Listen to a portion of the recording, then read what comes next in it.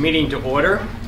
I need to make a statement here tonight. We have someone that is joining us electronically, so a governmental body may conduct a meeting by electronic means only in circumstances where such a meeting in person is impossible or impractical, and only if the governmental body provides public access to the conversations of the meeting to the extent reasonably possible. The place of the meeting is the place from which the communication originates, and the minutes of the meeting shall include a statement explaining why a meeting in person was impossible or impractical, as pursuant of Iowa Code Section 21.8. The reason this meeting is being held by electronic means is due to out-of-town travel.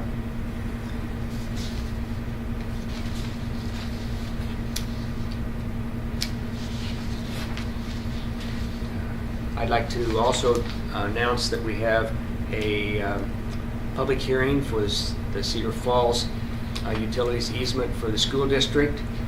Is there anyone here that would speak to that tonight?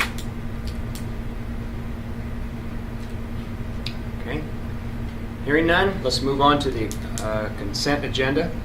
On the consent agenda is the approval of the agenda, the approval of the June 13, 2016 minutes, the approval of the fiscal year 15 end of year accounts payable, approval of accounts payable, open enrollment, human resource report, auction items for the July 30th, 2016 auction, and approval of agreements with cooperative sharing agreement with Applington Parkersburg for men's and women's swimming, Tri-County Family and Family Development Council, Big Brothers and Big Sisters of Northeast Iowa, MOU, Leader in Me agreement. Do I hear a motion that we accept the consent agenda? So moved. Second. In a second, any questions? I did have a question on the Leader in Me agreement. I was just wondering, I couldn't remember what kind of agreement, if we signed another one previously and how that compared, and I did see in that kind of multi-year plan, there's 1 year when materials and everything kind of jumps a lot, so I just wondered if you could clarify. This is an agreement that is actually with Leader Valley. We always had kind of the agreement with Covey directly, so this is actually now Leader Valley being the cooperative and the kind of the flow through locally for Covey. So the agreement now is going to be with the Leader Valley. It does jump, but that's after the 5-year commitment. I think it's in 2021 is when we are going to be fully responsible for any training or any other costs associated with starting up Leader in Me. Until that time, Leader Valley will cover those costs. And I'm actually on the board, so I should know a little bit more of this, but is that dependent on, they are doing capital campaign and stuff like that, so could that change, or this is kind of... It could change. It's a 5-year agreement, so we don't know what's going to happen after that 5th year. And depending on the success of the capital campaign, that could change that dramatically as well. So it's kind of, as we look to the future, knowing that we can go through 2020 with this agreement, it kind of covers that time period, and we'll kind of see what happens in the future. Great. Yeah. It's good. It is good, and I haven't heard, we're just talking, I'm not sure what the capital campaign is at. I know their hope is, I think, $6.5 million, and I think that's going along fairly well right now, so I think it's very positive. In fact, I know. It is, yeah. Good. So, good. Any other questions? Hearing none, all in favor of approval of the consent agenda, say aye. Aye. Opposed? Aye. Motion carried. We now will move into our annual meeting, and do I hear a motion to approve the depository banks and maximum deposit resolutions? I move that the Cedar Falls Community School District Board of Education approve fiscal year 2017 depository banks and maximum deposit resolutions for the Cedar Falls Community School District. Thank you. Is there a second? Second. This is for the 9 banks that we have depository relations with. They're all the same amounts that we've done in the past. Yeah, there's no change with that, with one caveat. We may be taking back an adjustment to the board for depository limits and or additional institutions come springtime with the sale of the bond issue, where those receipts will be arriving probably in March. We'll know more about that in a month or two. But we may have additional institutions that are willing to invest dollars. We can invest dollars with it. We would have to adjust our resolution at that time. But for right now, this is what we would recommend to the board. It's the same banking institutions with the same limits that we had last year. Thank you. All in favor of that resolution, say aye. Aye. Opposed? Motion carried. Next, we need to appoint our board secretary, and I would ask for a motion that we would appoint. I move that we Nesker. appoint Doug Nesker as our board secretary. In a second? Second. Come on, Doug. Okay. Go back to Doug's choice. Okay. And all in favor, say aye. Aye. Motion carried. Doug, would you stand and do you solemnly swear that you will support the Constitution of the United States and the Constitution of the State of Iowa, and that you will faithfully and impartially, to the best of your ability, discharge the duties of the office of School Board Secretary in Cedar Falls Community School District, Cedar Falls, Iowa, as now or hereafter required by law? I will. Thank you very much. Do that.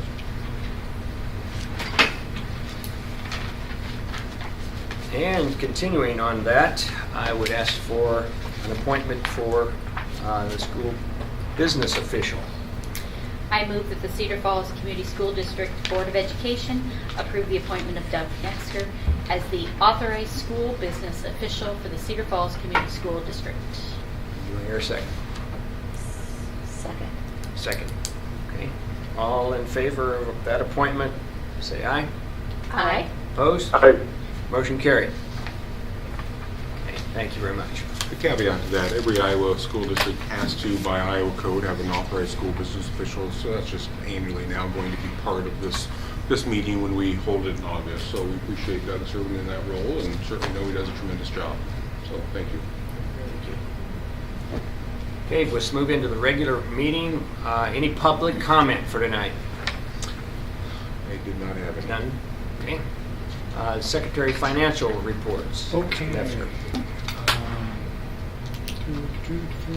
Now, the monthly financial report, either in your packet or up on the screen. You can see in the general fund, well, first off, comment, this is the cash balances as of June 30th, 2016, so it technically is the end of our fiscal year. But again, this is on a cash basis, not on an accrual basis, and we'll go over those numbers with the board probably in October after we complete our audit in August, and our certified annual report, which is due in the middle of September. But you'll see in the general fund for the month of June, we had receipts of $4,202,667, with expenditures of $5,939,681, with an ending fund balance of $12,053,630.27. And you can see in comparison to where we were without the Christensen grant last year, we're down approximately just a little over $1.1 million. If you look at the flow chart or the graph that we use to graph that, it's been pretty consistent all year long, with the exception of January and February. We were running about $1 million below where we were a year ago, so that's not really a surprise where we ended up landing at the end of the year. Management fund, as you can see down below, we again planning a very slow drawdown of that fund balance, and as you can see, we ended up the year a little bit less than where we were a year ago, and again, that's a planned drawdown. And the 1 cent local option sales tax, or I guess it's a statewide sales tax, excuse me, receipts of $387,481 with expenditures of $91,728 for an ending fund balance of $9,491,658. That compares to an ending fund balance of $7.748 million a year ago. You can see that the unrestricted amount is just a little over $6.6 million, and then the restricted amount that we have to hold in reserve for the two revenue bond issues that we have out is just a little over $2.8 million. So we ended the year about where we thought we would. The expenditures that you see are expenditures associated either directly with the new elementary school the North Cedar or Orchard Hill projects and or the portable classroom that, by the way, arrived late this evening or this afternoon. I was going to the mall, I couldn't get there because they were blocking the road. Let's just say I got 1 or 2 phone calls, and we'll leave it at that. In the physical plant and equipment levy, receipts for $13,056, expenditures of $298,529 for an ending fund balance of $3,391,040, and you can see that is almost exactly where we were a year ago. We were at $3.397 million, so we ended the year on a cash basis, basically where we started a year ago. In debt service, you can see revenue basically the whole 32 cents for the month for our investments, and then you see our second half debt service payment of $2,277,721 for an ending fund balance of $775 in that account. We will start recharging the debt service sinking fund account here in July as we build up for that payment that's due on June 1st. There's 2 payments, one in December, one in January, or June, excuse me, but to work towards that again for next year as required by our agreement for the sale of those 2 bonds. Student activity, as the the year winds up, $83,453 for revenue and $104,66 for expenses. So you can see the ending balance of $637,863 in comparison to a year ago. We're up about $57,000, $58,000 from a year ago. Food service, receipts of $192,035, excuse me, with expenditures of $181,187, ending balance of $662,242 in comparison to where we were last year. From a cash perspective, this is the first year in the last 5 that we had a positive fund balance as of June 30th compared to a year ago. And I can't say enough about the team in our food service department. As for those of you that have kids in the district going to school, you've seen the second options that we're now offering and some other things that we're doing. And do more students enrolled, is that helping? Yes, but our breakfast numbers are just off the chart compared to where they were a year ago. And that's a compliment to Vicki and her staff for that. And then a little bit of cleanup on the coffee shop. You can see they had a little bit of revenue and $1,109 worth of expenses. So their ending balance going into this new school year will be $4,787. And because we have to report that as a total, you'll see from a cash perspective, we'll report of $667,029 cash when the auditors come and visit us next month. And with that, I'd entertain any questions that the board might have. Say that again on the food service. You said this is the first time we've been in positive. This is the first time that our fund balance increased over the year previous before. year Okay. in 5 years. So we've been slowly, our fund balance has been slowly dropping every year with this the first year or so. In Any 5 years. questions of Doug? Hearing none, the financial report will be put on file for audit. Thank you very much. And any communications? I do not have any, no. Communication. Okay.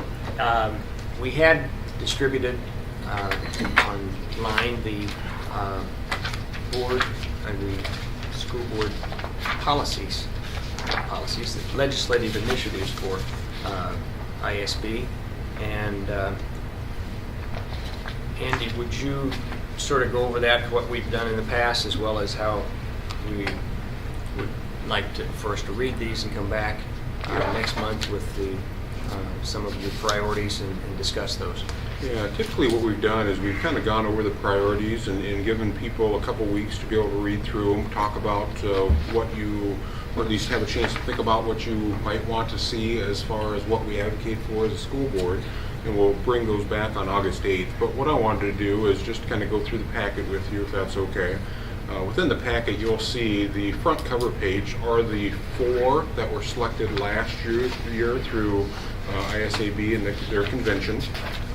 Then the next several pages are their potential legislative resolutions, and there are multiple resolutions.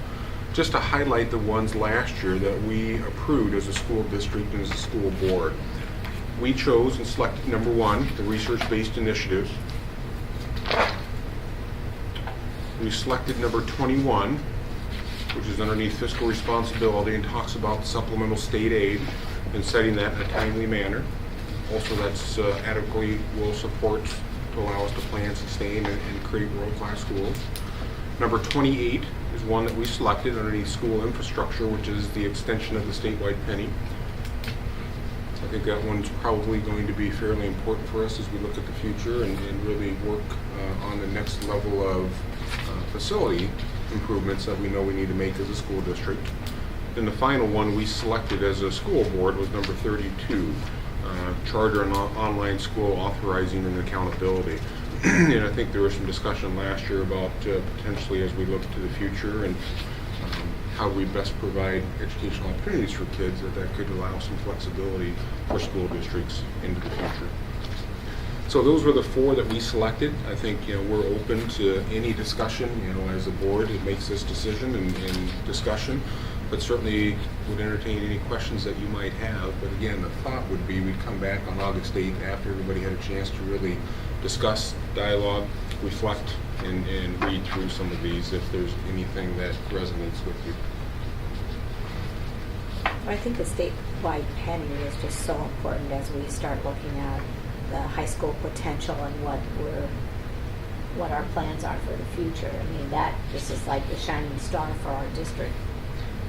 Yes, and I think it can make a big impact on property taxes and ensuring that we have the right facilities without putting the burden onto our local property taxpayers. Is there any legislative support for 29 that would support a bond being passed by a simple majority rather than the 60, or is that unrealistic? Right now, I think that's unrealistic, but there's not been a lot of discussion around that across the state. Superintendents have asked about that and have brought that up, but it's been kind of nobody's ever asked us, so it's kind of a resounding no right now. I think that would be tremendous if we can do that. A lot of states across the Midwest are a 50% simple majority. I don't think there's a lot of legs right now, but it takes local boards, local advocates to start the conversation. I mean, I do think most districts, we do come back. It's not like the needs go away, so it's really wasted money for multiple votes. So I don't know if that would have any, I just was curious if there was serious discussion behind that or not. It's generated some sort of discussion because it's listed on Okay. the list. So, Okay. but I've not heard much about it besides some of our meetings that we've had just as administrators across the state.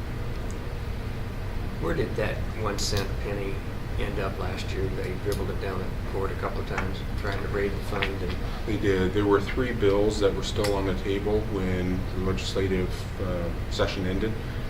None of them had enough votes to get out of either one of the House or the Senate. There was just a wide variety of different components that were added to that. Some of it was flexibility, some of it was water quality, some of it was you had to have a supermajority anytime you wanted to spend more than $1 million out of the revenues. I think there were some components in there that we would support, but there's also some components in there that would not necessarily be beneficial to taxpayers as well as school districts. okay, if you would review those, and we'll bring those back next time, and each of us have our input on that. All right. We have tonight some board policies. These are first 2 readings. Would you cover that, Dr. Dick? We have a lot of board policies. Number 1, we have a policy cycle that we utilize, and this was the year where our 400 series were up for the review within that cycle. The 400 policies, which we'll get to in just a bit, are very important policies. They're very large policies. They cover all of our staff personnel. So what we did is we had our attorney through Allers and Cooney in Des Moines review these, provide suggestions, recommendations to ensure that we are up to date with code. However, there are a couple other policies that we knew we needed to review and bring to the board just because there's updates in Iowa code, updates in federal code, and one policy that we said we'd bring back to the board to ensure that we reviewed and had it up to date appropriately for our needs as a growing district. So I would like to start with those, if that's okay. And please stop me, ask any questions. Our policy committee has reviewed these as well, just to make sure that we have the right framework and some of the right components within these policies. But please ask any questions. So I'm going to go over the non-400 first. First one I think is very important to go over. It's within your packet, is 501.10, and that is our open enrollment policy. Within that open enrollment policy, we know within the third paragraph, that's going to be kind of the most important paragraph to talk about, that we will deny based on insufficient classroom spaces, and it will be determined on a case-by-case basis. And you can see within that third sentence, there's going to be a large litany of reasons why we could deny for insufficient classroom spaces. But it could be nature of the education program, it could be a specific grade level, it could be because of available licensed employees. We might just not be able to find a licensed reading teacher for third grade, so we might have to deny open enrollment requests for that specific reason. It could be because of instructional methodology that we use, or physical space, student-teacher ratios, and so on and so forth. So we try to make sure that we're protecting the district so we can look at the entire educational program to ensure that we're serving our students appropriately that are living within our school system. It does talk about in the fifth paragraph, and you can see there are a few word changes there, open enrollment requests into the school district that are denied and result in students from the same nuclear family being enrolled in different school districts. So maybe in Cedar Falls and or Hudson will be given the highest priority into the future. So if a space opens up, they will be given the highest priority to ensure the nuclear families are kept intact.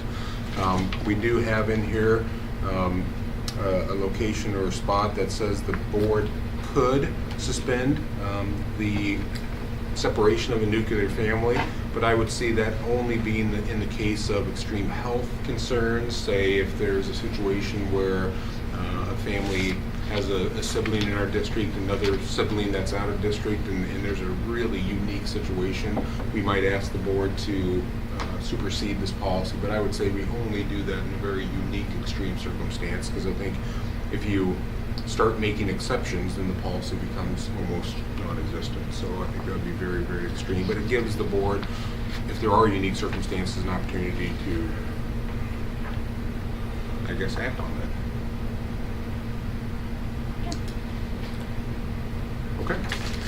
And we have a couple of those tonight. We do. There's going to be a couple more. I think there's Okay. 6 of them.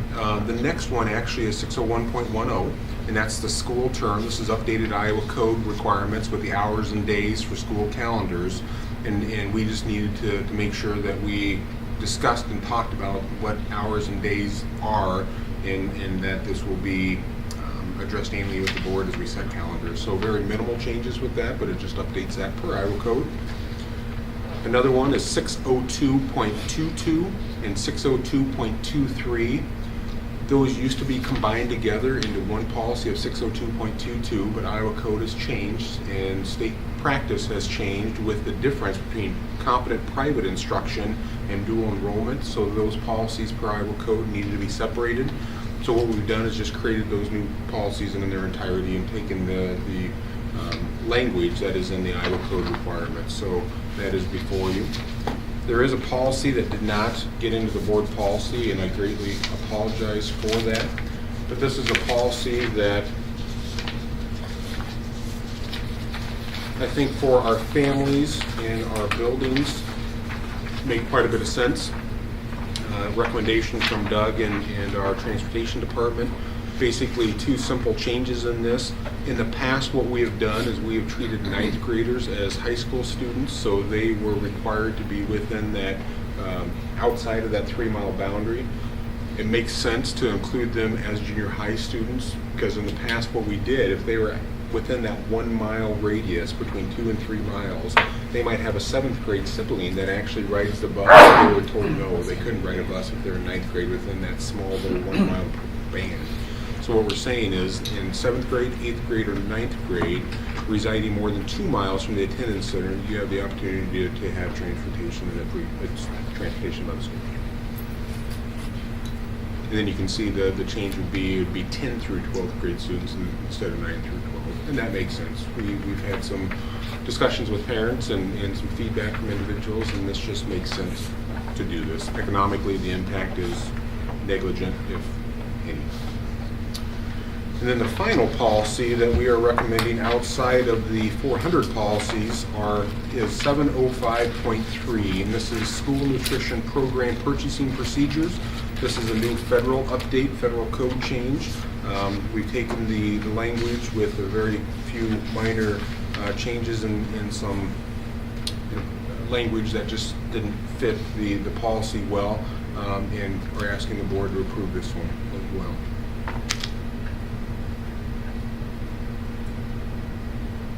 So questions about those 6 policies? The open enrollment one, is that a standard for just us, or is that recommendation through ISB? There is a standard policy, but every policy is a little bit different because of the fact that we want to make sure that we have the insufficient classroom space in there. It's going to be different from other policies across the state. And since this is a first reading, does it come back to us, or do we approve these? We hopefully will approve the first reading tonight of these policies, including the 400 series. And we're going to have Adrian talk about the 400 series policies. Then we'll come back on August 8th with the second reading. Some of these are fairly important. We'd like to have them in place by the start of the school year.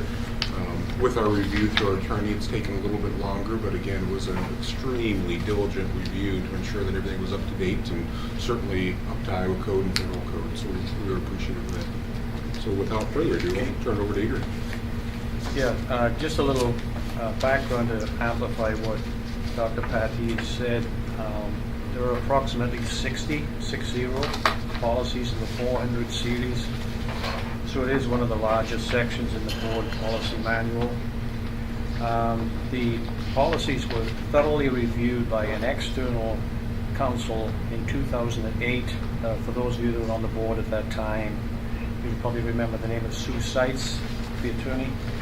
And Dr. Stokes was early in his tenure, and Mr. Nevsky had come to the district. We thought it was a good idea at that point to have the thorough review by outside counsel. So the board has had the 400 series come before it on 2 occasions subsequent to that. That review has been exclusively internal, and then as need has arisen during that intervening period in each instance of that cycle, we brought 1 or 2 policies forward that have needed to be added to the policy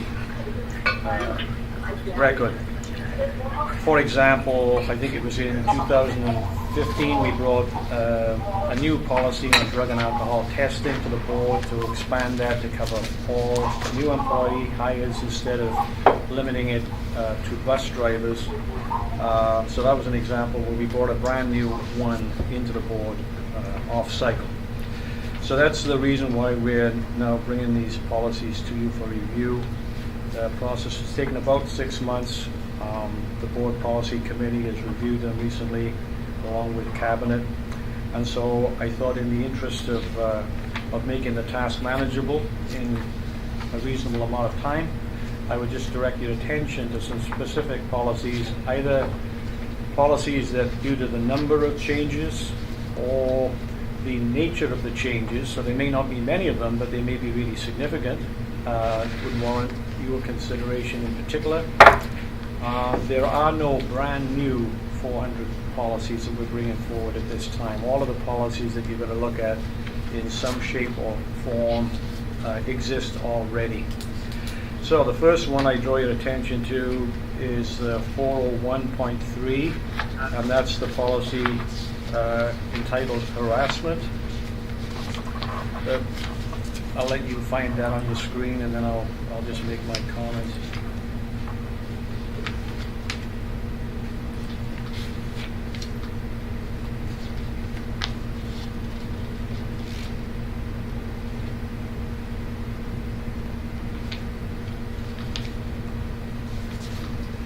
Everybody's on that one.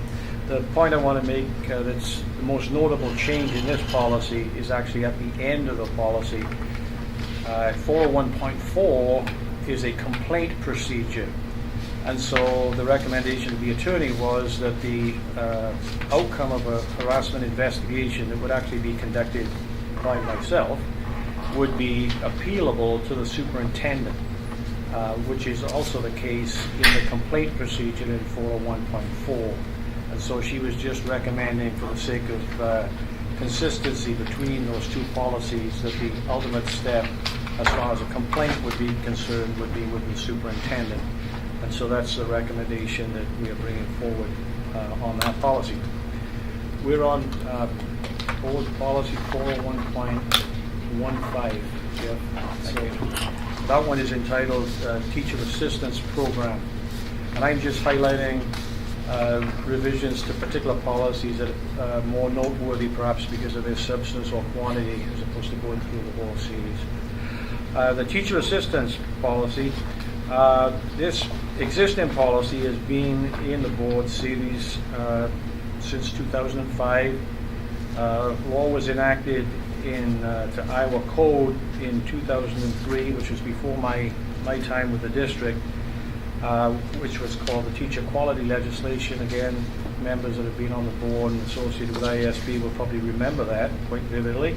It was a major piece of legislation.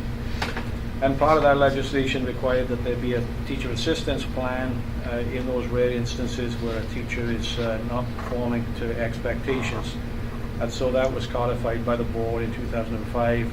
So the attorney is recommending that the language in the policy be updated and no longer reference that original teacher quality legislation. So although that policy in front of you has a lot more red ink on it than many of the other policies, the reality is there is no substantive change in terms of procedure or process whatsoever. It's just the way in which it's worded is being brought up to date. The next one I mentioned is 401.17, and that is dishonesty.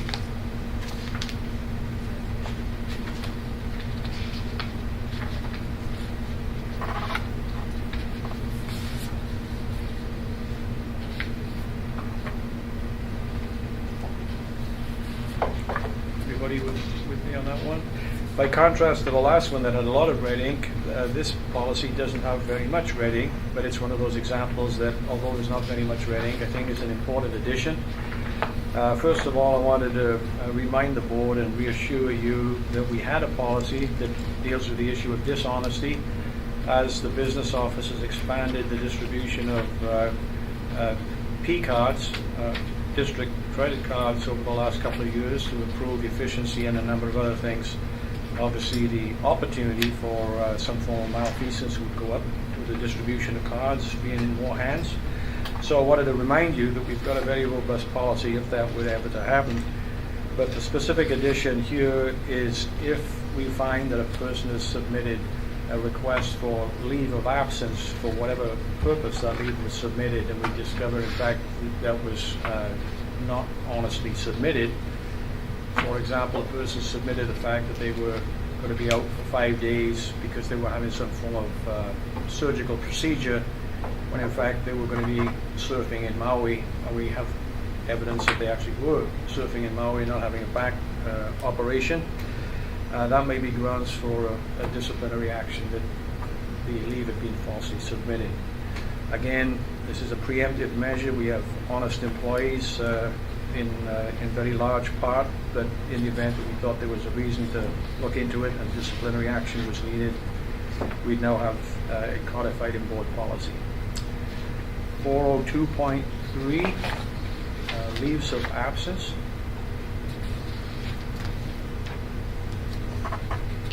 And just a little context on this one. Dr. Paty mentioned that the 400 series address basically human resource policies that affect all our employees. Many of the 400 series policies affect all our employees, but some of them do not.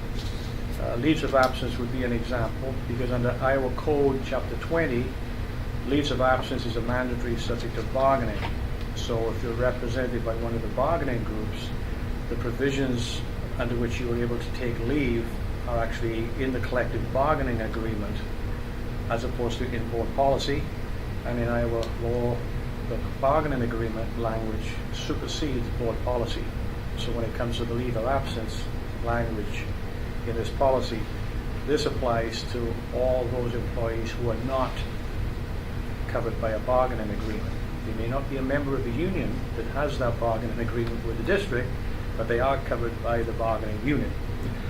So that was a rather lengthy preamble.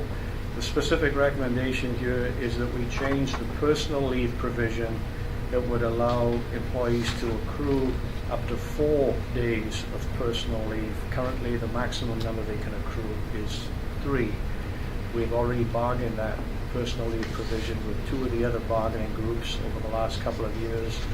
We're recommending to the board that we allow the non-bargaining unit employees that have personal leave the same practice essentially as is covered by those 2 bargaining agreements. There's no additional personal leave being granted. It just allows an employee to accrue 1 more day than they currently are allowed to accrue. That's the major change to that policy. There are some technical changes related to FMLA, the federal law, Family Medical Leave Act, that are, as you say, very technical in nature, reflect some of the changes that have occurred over the last few years at the national level, and I don't need to take your time up with those technicalities. One of the benefits. So Adrian, on that one, sorry. Of course. So non-bargaining employees right now can accrue 3 days? They can accrue 3. They basically, each year you get 2 days. And so if you don't use any of those days at the end of the year, you currently can carry roll over over? 1. So you start the next year with 2 new ones, and then you've got the one you carried over. That's the current state. What we would like is that an employee would get 2 days at the beginning of the year. If they don't use any of them, we would allow them to carry over 2 into the next year. So now they have 4. If they don't use any during that year, they could carry over 2, and the other 2 would be actually converted to an additional sick leave, which again is a leave that already exists. It's called personal to sick. That's all we're proposing. Okay. Does that, just from and this is more from a financial standpoint, you can have, is there no cap on this, so it can continue to accumulate? Do we find ourselves in a situation where, somebody can retire in March 1st, and because they've worked so long that No, they wouldn't be able to retire. I understand exactly the scenario you're talking about, and I once worked for a company where they actually had that problem. They had to carry a significant multi-million-dollar liability on the books for that. Right. That's not an issue we're concerned about here. Okay. No, because I've seen that in companies. Suddenly they have to hire another employee to fill that position, and yet for months they're paying the salary of the previous person because they had so much accumulated vacation and leave of absence and everything. So yeah, essentially, if you want to describe it as such, and for the person that were in this circumstance, it would not be a worst case scenario, but for the example I gave where you've got 4 at the beginning of year 2 and you don't use any of them, so you carry 2 into the next year, personal days. right. The 2 you didn't use become something called personal to sick. Essentially, that's additional paid sick leave that is available for you only if you've accrued a maximum of 95 regular sick days and you're so ill that you actually still can't come back to work. If you have over time accumulated personal to sick days, you've got additional days you could use in the event of what would likely be a catastrophic illness. But people can't cash out sick leave. Okay. There's very little, if any, liability. Okay. So it's not enabling the scenario that I described. it's Okay. not. Great. All right. Thanks for asking the question. 402.4, that is entitled compensation and salary basis. I just mentioned this one to you because it's been in the news last several months with the change in the federal minimum wage. And essentially we've revised the language in this particular policy, excuse me, to ensure that, one, we comply with the new federal minimum wage law, and secondly, I wanted to reassure you that there's specific exclusion in that law when it applies to teachers and instructional professional staff that are directly related and involved with instruction. So the change in the minimum salary minimum law, the salary minimum under that law has had very little impact in the district because of that exclusion. But I wanted to point out that the language has been changed. Every 2 years, I think it's every 2 years now, the federal government, Department of Labor, will reassess where that minimum wage currently is set, do the mathematics and the national statistical analysis to determine whether or not the bar should move. So we won't go another 35 or 40 years and then have to do another big jump. It's going to be more of a regular review and gradual adjustment. So the policy's been written in such a way we won't have to come back in 2 years when the minimum wage raises to the next level. If it moves, it just is more generally worded than that, and we can adjust in the business office accordingly. 402.5, employee insurance program, somewhat similar to my comments on the last policy. This policy has been reworded and revised to reflect the provisions and expectations, requirements district has to adhere to under the Affordable Care Act. Other than the changes in the language in that regard, it's a purely a compliance revision, and nothing substantive in terms of what insurance plans are going to be offered to employees or anything of that nature. 402.7, employee health examinations. The Iowa Code changed a number of years ago. From memory, I think it actually may have changed around about the time of 2008. Dr. Patty was an excellent memory. You may remember, because I remember we talked about this. I've talked about it with at least one other superintendent and an attorney. My point being, the law changed, and it was no longer required under Iowa law that everybody that be employed by the school district have a certification of medical fitness for duty to prove they can start work with the employer. There was even a requirement at one time that you prove you had a TB shot. So they changed the law. We haven't changed our policy, so we've continued to require that of almost every employee when they were hired. The attorney's recommendation, and I was pleased that she made it because it was my own personal preference, that we now will specify for which jobs you will be required to have a medical examination. In other words, if you're in a job that's not on the list that's specified, you will not have to have one to start work. Some of our jobs are very physical. So, for example, work in Doug's area of plant services, custodial, food service, surprisingly enough, is quite physical work. We've been requiring physical assessments there, and actually more than just a certification from your doctor. People have to meet a fitness for duty assessment by a work comp doctor at occupational health. But in the future, if we have other jobs we add that are physical in nature, we would add those jobs to the list. But everybody else, a new teacher, a new secretary in this office, you pick any one of a number of jobs, you no longer need a proof of physical fitness for duty when you get hired. And the last one I was going to comment on is 403.13. A case could be made that actually this policy would be with the 700 series because it deals with transportation of students. But it's been in the 400 series in the past, and we've kept it there at this point.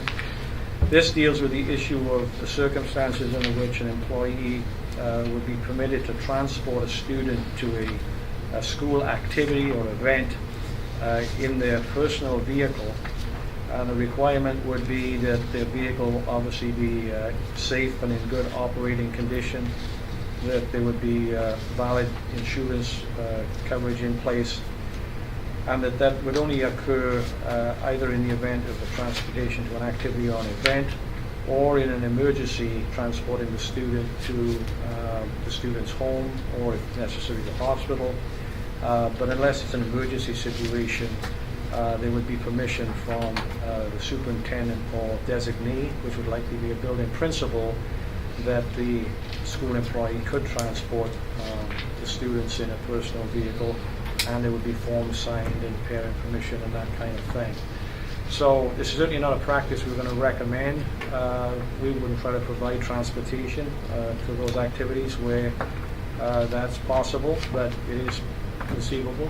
In some circumstances, parent option may be the route to go, and the attorneys are always conservative, so they had to go back and think and talk about whether they thought they could write a policy that would protect the district and employees and students for that matter. And those are my comments, Dr. Patty. Questions? So this is the complete 400 series. This is the complete 400 series. Some have been changed, some have had minor modifications, some have been significantly changed. We wanted to bring the entire 400 series to the board, that way you could see them all in their entirety. But certainly our attorney has done a tremendous job. Our policy committee has done outstanding work to go through those, make recommendations and changes, and certainly we would bring them for the first reading. Iowa Code does require 2 readings when we change policies. There's times where we will differentiate, just have a first reading of the policies that don't change. Our thought was we bring all of them to the board, that way it's not as confusing, just go 2 readings for all the changes. Thank you for the policy committee too, because it was a huge amount of time. And that I is- move that we approve the first reading of the policies presented to us. In a second? Second. Okay. All in favor, say aye. Aye. Opposed? Aye. Motion carried. And then we have Mr. Nefsker. Would you explain the easement request? If I can find what I'm looking for, here we go. If you'll recall at the board meeting last month, we discussed a little bit about the request from CFU for an easement on the south side of the Hanson Homes site off of 4th Street. They're requesting a utility easement so that they can work on the on utility issues or whatever as they see necessary. They currently do have an easement on the south side of the property line, but not on the district side of the property line. And so you can see on the screen, there would be the entire south boundary of that campus, and the administration would recommend approval of that easement agreement that's included in your packet tonight. We did have John Larson take a look at that, and he had no concerns with the agreement. Okay, do I hear a motion? I move that the Cedar Falls Board of Directors I move that the Board of Directors of the Cedar Falls Community School District grant the City of Cedar Falls for the use and benefit of the municipal electric and communications utilities of the city, Cedar Falls, CFU, a perpetual right-of-way easement, along with the south property boundary of the Hanson Elementary Holmes Junior High School site, per the easement agreement as presented. Here a second. Second. Second by Jeff. Any questions? All in favor, say aye. Aye. Opposed? Motion carried. Thank you. Dr. Petit, would you cover some ground on facilities? Yes, Doug is going to pull up a potential draft preliminary site plan that we're working on for the new elementary. There's 3 things we just want to have a dialogue and discussion with the board. Number 1, preliminary kind of site plan of that new elementary. City Council, I think, is having some preliminary discussion tonight as well. We are sharing costs with the city for not only the grading package at the new elementary, but so for some of the road work that needs to be installed as well, and that's per the agreement that the city and school district made roughly 9 to 10 years ago when they purchased the property. So this is, again, preliminary. A lot of work has gone into the site to start looking at how does it lay out, what do we do with the road access north and south. Doug, I apologize. Dr. Shaw, you can't really see this as we're pulling this up. But it just shows kind of an overall plat summary and layout of what that land could look like. You will see here what we're trying to do is capture the layout of the land. It kind of has a ridge that goes from the southwest to the northeast, and we're trying to capture that site development and that site layout appropriately. one of the challenges that we're faced with right now is how do we gain the north-south access. We work closely again with the city and CFU and our design team. Because of the layout, and if you could zoom out just slightly, Doug, the development that's occurring with the northern subdivision and the southern subdivision, the access roads will come in where you kind of see the north and south access. Then it's going to bow out to the west to ensure that we have a little bit more room and separation from the building to the road. Our intent and our hope is to keep bus traffic and parent traffic separate. We don't have that flow right now in any of our other elementaries. That it works real well just because of their design and the age. We think this is an opportunity to really design something that's going to be appropriate to help separate that traffic so we have much better flow. As we work with the city, everything to the west side of the road is going to be that city-owned land. It's going to be some green spaces. It's hard to make out in this plat, and in fact, it might not even be on this. Well, you can see the shadowing where there's some ball diamonds and some other things that are roughly platted out that could be into the future to help create better green, some better green spaces and some better playing areas for students. The building itself is not designed, so this is just, again, kind of a box fit going into the building. There's still some discussion going on with different groups. Where do we place the playground? We know the preschool playground will have to go to the northeast of the building just because that's where the preschool and kindergartners are at for the preschool. But then we hope to either have playground off to directly to the west of the building or to the southeast of the building off of that turnaround. And you'll see a square down to the south of the building, east of the roadway, and that is going to just be kind of a green space open area where kids can go and play. That's actually going to be large enough to have a competition style soccer field there for students in PE to play on. So this is kind of a rough layout. Again, open to any discussions, questions that you might have. So just to make sure I have the orientation right, so I'll look at this one. So the far right, that's Eric Road, right? No, On the the road center. would be at the very bottom. That's Bottom. that's the very bottom. Yep, so the road that goes A badass question. going to the south will connect to Eric Road, Okay. which goes east and west. You can see the little kind of rounded area in the bottom right. But it's That's marked north is up. correct. Yep, we are north of Eric Road. Eric Road comes into the southeast of the district land. Okay. So basically where it says SD1.0, that's kind of where Eric Road is at in reference. Eric Road's going to be right along here. You want to comment on those water retention? Is that still a possibility? Yeah, one of the things that we know we'll have to do, and you see right north of where Eric Road is at, and it's where the triangle is at with Doug's pointer. That's a detention pond, a retention pond that we have to have per city code. It's something that we're going to do in concert with the other developers in the area to the east and to the south.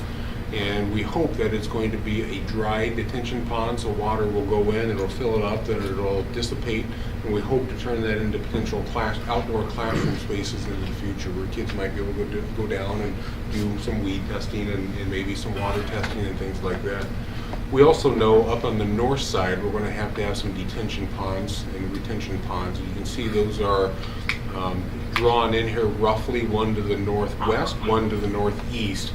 And we don't know necessarily the size and scope of those. Some of that's going to be dependent upon all of the site preparation work and the dirt work that needs to be done. I have one question. I mean, just not knowing anything about the site or what all the plans are. So we have a north and south parking lot there on either side of the building, yes? Yep. Is there any parking then provided over by the city for the park? Because it would be, you know, to me, it would make sense that the parking is something that could be easily accessible for ball diamonds and such like that without them having to walk way over from the school, if parking lots were more away from the school, we would have more potential for green space, but maybe we need that parking and more. So that's my question. Yes and yes.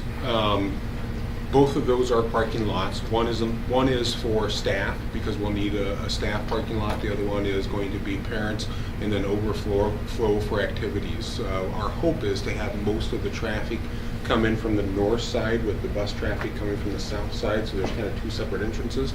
But we know when we have activities and other events, we know we need to have much more parking. The city has a future plan, and it's really kind of a lightly drawn schematic down in the lower left-hand side, so it would be the southwest section, that they have a future parking lot, and that's going to be dedicated for park spaces and other activity spaces into the future.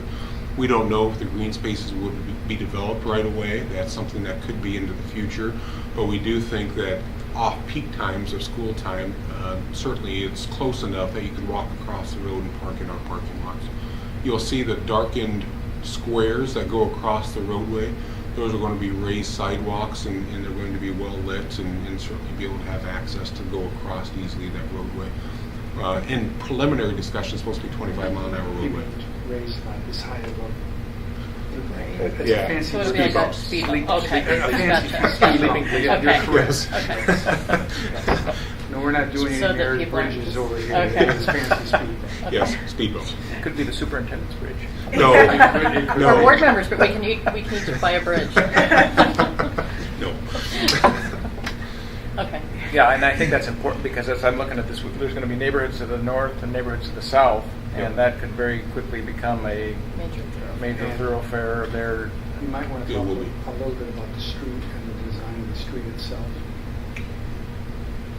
Well, basically, where you see where the raised bump is, it's going to be like a one-lane parkway, and the engineering team is believing that that'll help keep the flow of traffic at a safe speed, instead of having it just be a straight two-lane road street through there.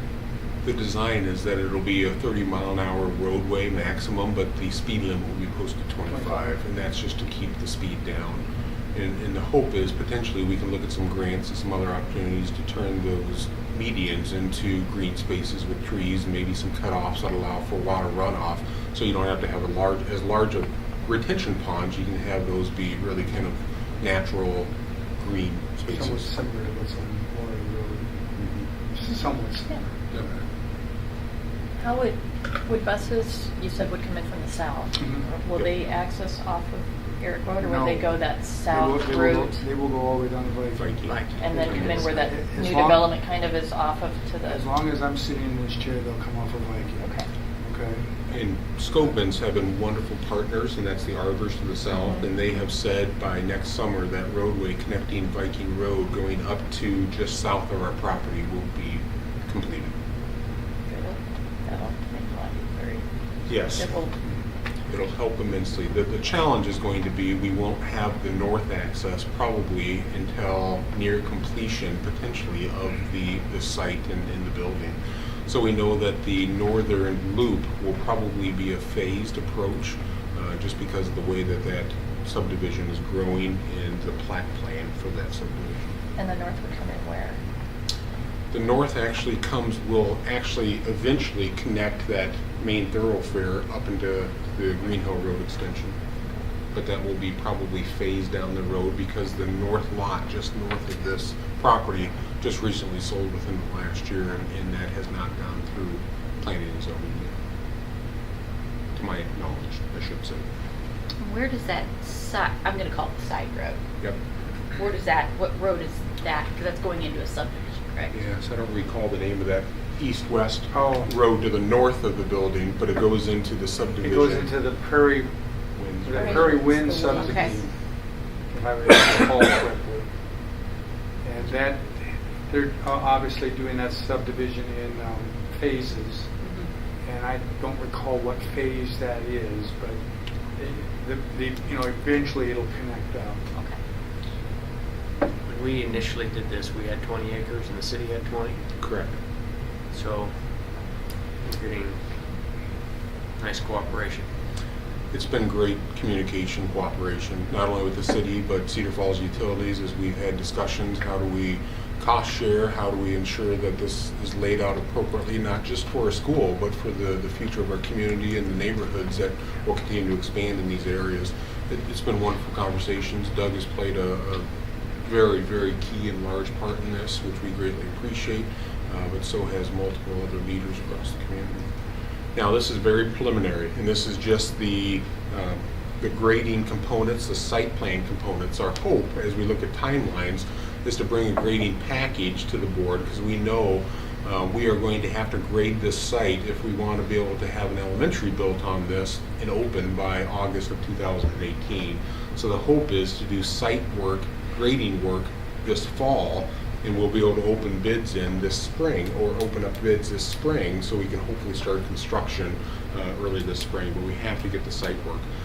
We don't have to have concrete plans, we just have to have the preliminary plats developed so we can get this grading package complete the right way in order to be able to lay the building down the directions that it needs to be. Does that make sense? So the hope is in August, we'll bring a grading plan to you so we can go through setting a public hearing, doing a public hearing, voting on that. No, we don't have to do a public hearing, we just have to vote on it. And then we will hopefully open up bids to have the board approve that the first meeting in September. Actually, we're going to try, yes, you're correct. I'm Yes. sorry, I'm bored, I'm a meeting ahead of myself. Yes, Oh, that's the I plan. took a meandering path too, Yeah, so I that's the first apologize. meeting in September, we'll do the award contract. Is the hope, and then that will give them about 2.5 to 3 months to be able to come in and do the site work. So it'll be ready for when we open up bids for the new elementary work, that we can go ahead and start that hopefully in March or April, depending on the thaw. And the civil contractor, is that already selected, or is that a sub? Of- That's part of the contract with the architect. Okay. Do you know who the civil? Hall and Hall out of Cedar Rapids. Okay. Any further questions? Is it okay? Sure. Go into a couple other components. Please ask questions as we go along. So one of the other components of this, it has to be rezoned. We are going to move this from a agricultural one to a residential one. We've been working with the city on this, so it should not be a major change or a major shift, but we know that needs to be done. However, these preliminary plats have to be completed. Our grading package has to be somewhat firmed up with where those detention ponds will be located at to be able to have it rezoned. So just for your awareness, we will go through a rezoning process. The city and us will jointly apply for that. The city has said that they'll work and take the lead. We think it'll be approved, and we hope it will be, since the city's jointly making application. But we do know that there could be some, I wouldn't say concerns, but some questions from some of the neighbors as we continue down this path, as we look to rezone it from agriculture to residential. We knew going in that would be the case. And we had to have the plans somewhat finalized to be able to move forward with that process. I mean, pretty much everything to the north, east, and south has been rezoned as well. Yes, It has I been, mean, yeah. The only component that we don't think has been rezoned is the land directly to the west. And that's still agriculture. Another item that we'll be bringing to the board at some point, we'll need a temporary easement access onto the site. And we'll be working with Scobin, who's the developer, and the Arbor subdivision directly to the south. And so we'll be bringing that to the board at some point to approve that temporary agreement so we can get access to the site. So timelines with these, the hope is to be able to bring the grading package, the site development to the board meeting next month, approve that hopefully in September once we let bids, and then hopefully have design completed so we can start getting board approval and bids for the new elementary probably in January is the hope. And then we'll follow that with Orchard Hill and North Cedar probably in March and April. So we'll have bids coming to the board probably in about 3 consecutive months.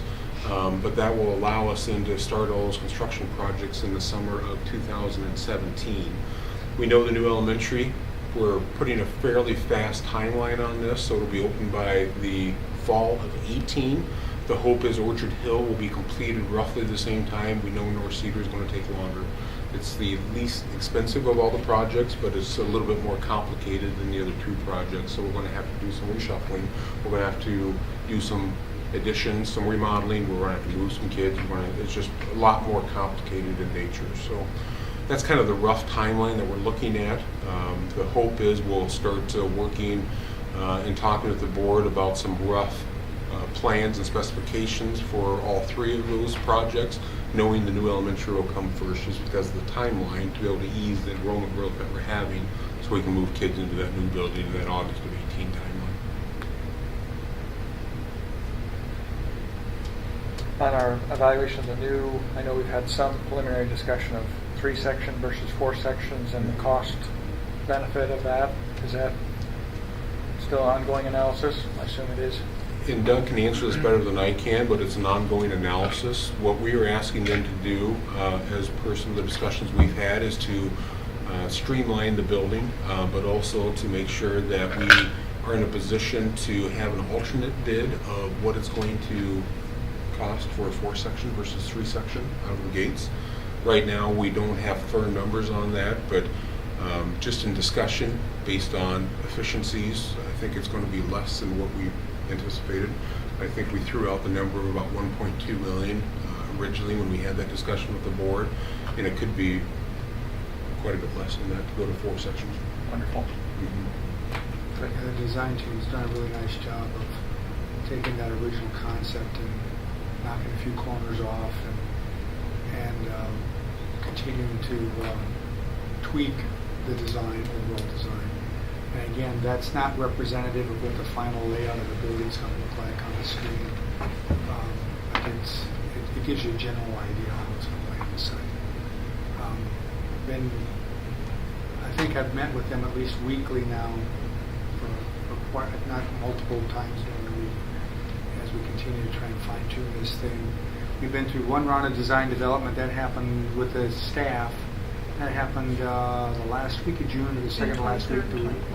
There's another round coming, and we've got to firm that date up.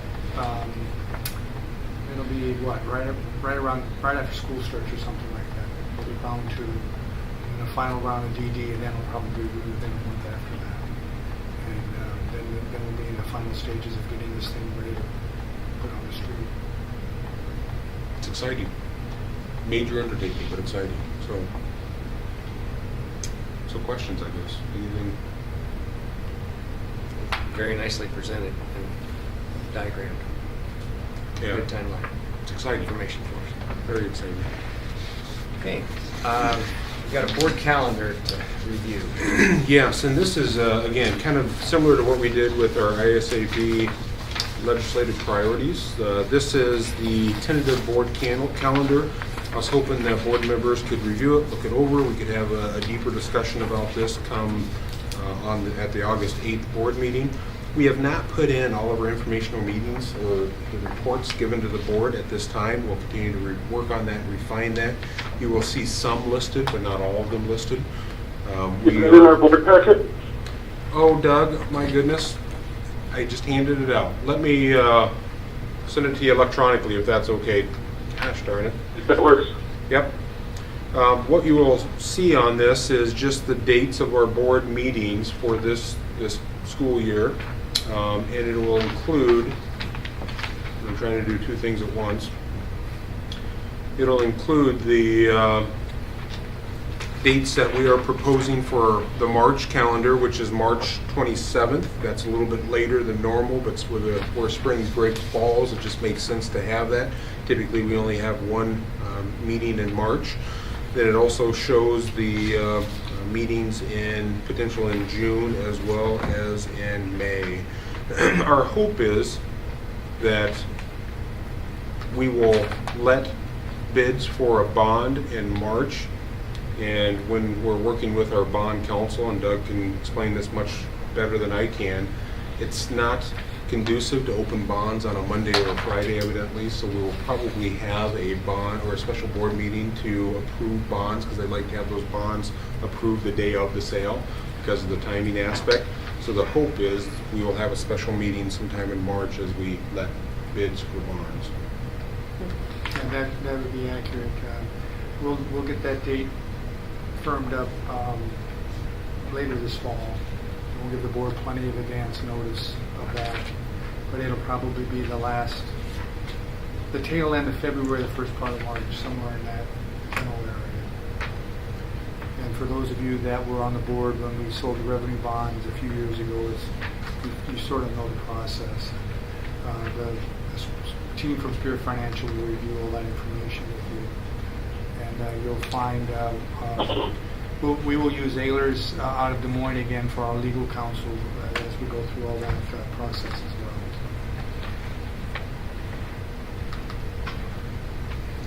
And I'm just going to share my Google Doc with you if that's okay, Doug. Dr. Shaw.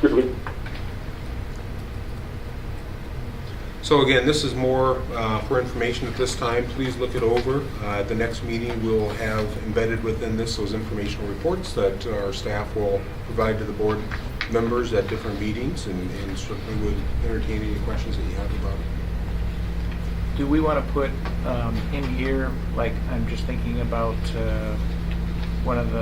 we had, after the ISAB convention, we talked about having a work session. I don't know if we want to put work sessions in here and embody them already in this schedule, but I think that's a point that, our download from the ISAB convention, so we don't lose those lessons learned from that convention.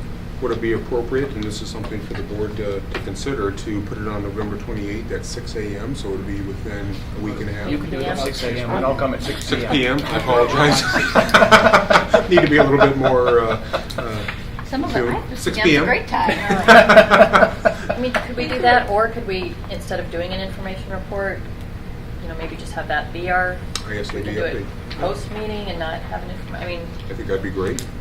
Well, I think there's some benefit to having just like an hour, and it's like and that's fine separate too. from. But I'm, Either way. Either way, if we cover it, I mean, that would be my only comment is, and I know sometimes it's unpredictable, but there are times we have pressing information we need to discuss or address, and we have information reports, and that it can turn into a really, really long meeting. So I don't know if in looking back, kind of when some of those are, we could maybe leave them open. Yep. So in case we needed the time, we had it, and if not, we could maybe ask someone if they wanted to come in and present, with a little short notice. But Yeah, we also have some informational reports that we know will be a little bit shorter than others, just because of either the dynamics or the makeup of those departments. So maybe that would be, we'll make sure we plan for the November 28th to be a shorter informational report, or maybe even push back and have 2 informational reports at a future meeting. So we can plan like at a 6 p.m. Work session on the 28th, and we can put that right into the calendar, so that shows up then at the August 8th board meeting. Great suggestion. I also note that this year that you didn't do a mid-year evaluation or just kind of a recap on goals and where everything is at that point in time. I don't know if we can do it. Previously, we've actually done it after this retreat and just stayed here. But if it can be somewhere around that time, I think that's beneficial to all of us. Mm-hmm. Yeah, I think that would fit in well with the January 23rd meeting potentially. Okay. The board admin retreat, we typically follow that up with full afternoon with our admin Okay. council, so that could be a challenge. Okay. Good suggestion. Dr. Shaw, were you able to get that? I'm still waiting. Okay. I've shared it with your CF Schools account. Okay. I should get it soon.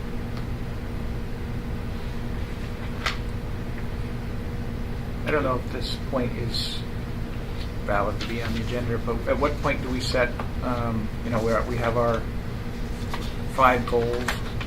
At what meeting do we set those? Yep, probably here at the August 8th meeting, we will go through and ask individuals to be on committees if they would like to serve on those committees, to recommend goals to the full board. So we will start that process at the August 8th meeting. Okay. And then we adopt them. Probably either the August 22nd meeting, or at the first meeting in September, depending on the timing and when people can meet.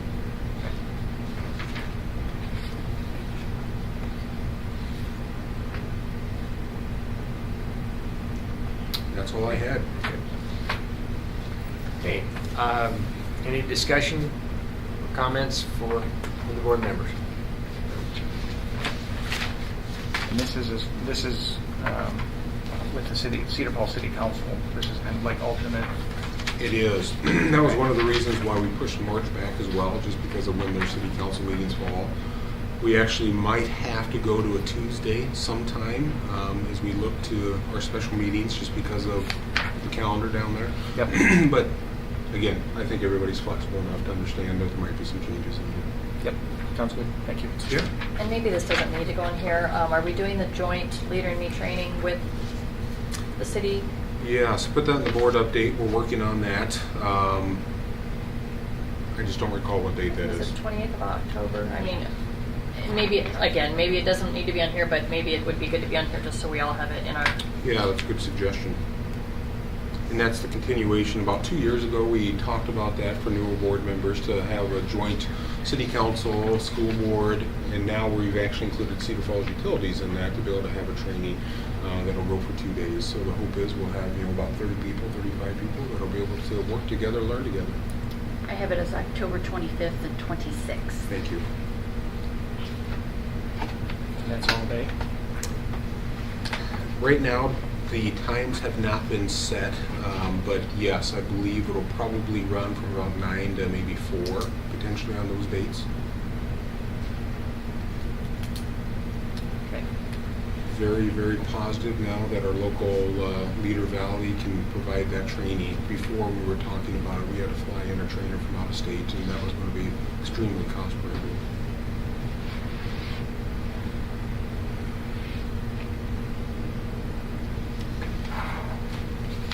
Hearing none other discussion, do I hear a motion that we go into closed session? I move that the Cedar Falls Board of Education enter into closed session to discuss the purchase or sale of particular real estate only where premature disclosure could be reasonably expected to increase the price the governmental body would have to pay for that property or reduce the price the governmental body would receive for that property.